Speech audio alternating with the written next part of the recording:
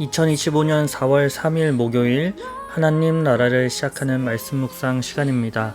오늘 우리에게 주신 하나님의 말씀은 누가복음 18장 31에서 43절 말씀을 젊은 삼누리 황재하 집사님께서 봉독해 주시겠습니다. 하나님의 말씀을 경청하십시오.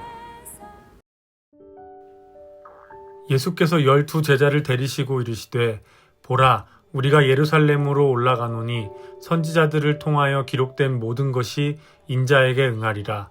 인자가 이방인들에게 넘겨져 희롱을 당하고 능욕을 당하고 침뱉음을 당하겠으며 그들은 채찍질하고 그를 죽일 것이나 그는 3일 만에 살아나리라 하시되 제자들이 이것을 하나도 깨닫지 못하였으니 그 말씀을 감추었으므로 그들이 그 이르신 바를 알지 못하였더라.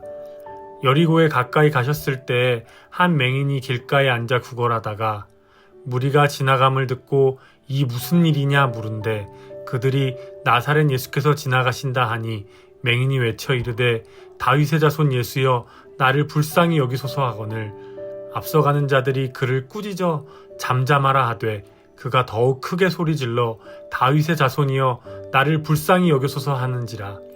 예수께서 머물러 서서 명하여 데려오라 하셨더니 그가 가까이 오매 물어 이르시되 내게 무엇을 주기를 원하느냐 이르되 주여 보기를 원하나이다. 예수께서 그에게 이르시되 보라 내 믿음이 너를 구원하였느니라 하시매 곧 보게 되어 하나님께 영광을 돌리며 예수를 따르니 백성이 다 이를 보고 하나님을 찬양하니라. 오늘 본문은 두 가지 사건을 담고 있습니다.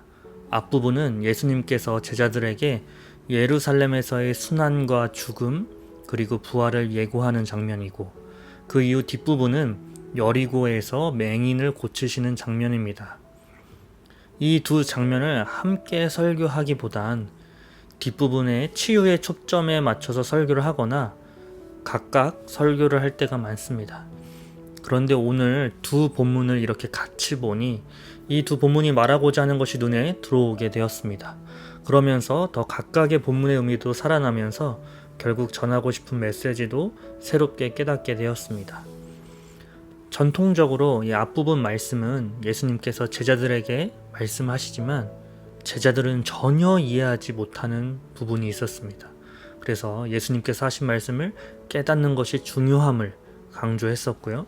뒷부분은 믿음으로 예수님께 나아가면 치유의 역사와 또 변화된 삶, 하나님을 찬양하는 삶을 살아야 한다.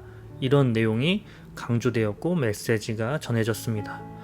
그런데 이 두 사건을 연결해서 보면 제자들과 맹인이 확실히 그 의미가 대조되면서 살아납니다. 제자들은 두 눈은 뜨고 있지만 영적으로는 보지 못하는 자들입니다. 결국 예수님의 죽음과 부활을 이해하지 못하고 있습니다.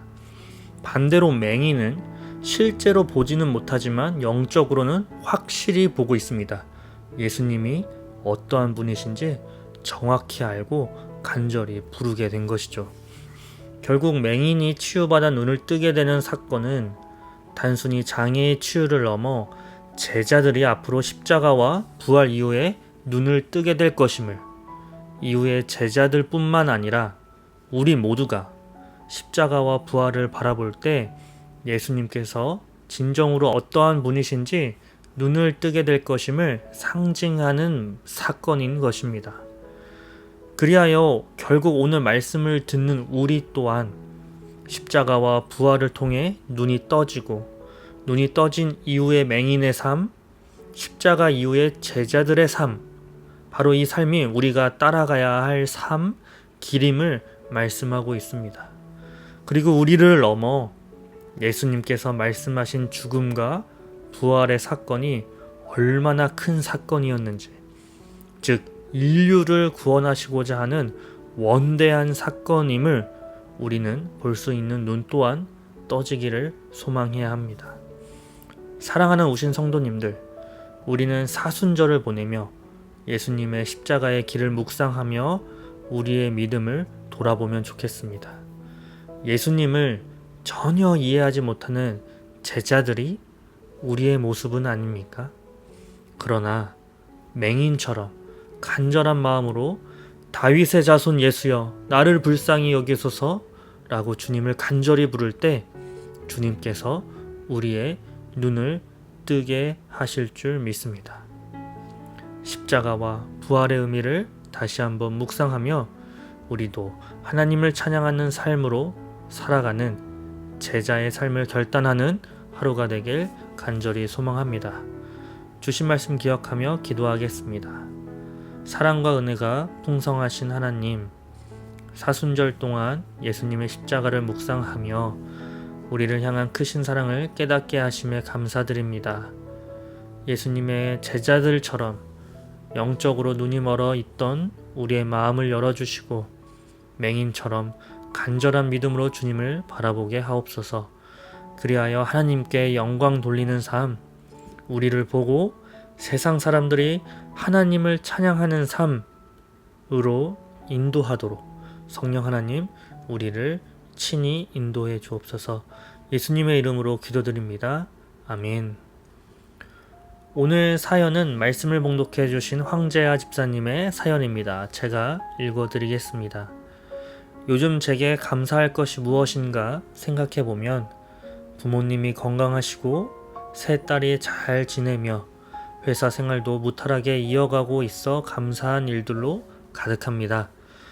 그런데 이런 평온한 일상이 너무 당연하게 느껴지곤 합니다. 그런 가운데 지금까지 너무나 당연하게 여겨왔지만 표현하지 못했던 이가 제게 가장 큰 감사의 대상임을 고백합니다. 바로 제 아내 강한나 집사입니다. 2004년 뉴질랜드 어학연수에서 처음 만난 아내는 지금 와서 돌아보면 그때부터 지금까지 제 인생의 등대 같은 존재였습니다.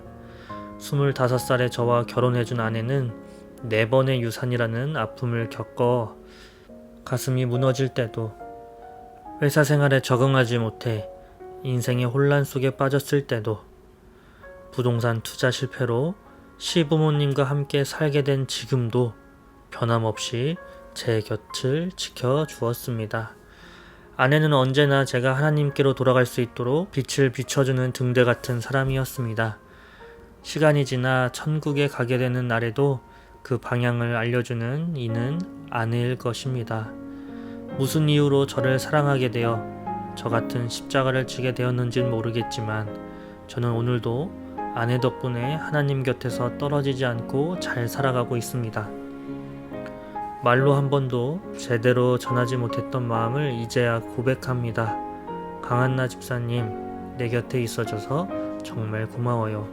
그리고 하나님, 강한나를 제 곁에 붙여주셔서 감사합니다. 아내를 처음 만났던 그때 가장 많이 들었던 찬양을 함께 듣고 싶습니다. 라고 사연을 보내주셨습니다. 강한나 집사님께도 이 진심 어린 감사의 고백이 전해져 큰 기쁨과 위로가 되길 소망합니다. 사연을 들으신 분들 중에 얼른 전달 부탁드리겠습니다. 두 분의 사랑과 신앙의 여정 위에 하나님의 더욱 크신 은혜가 넘치길 축복합니다. 황재하 집사님께서 추천해 주신 찬양 힐송의 All Things Are Possible 찬양 들으시겠습니다.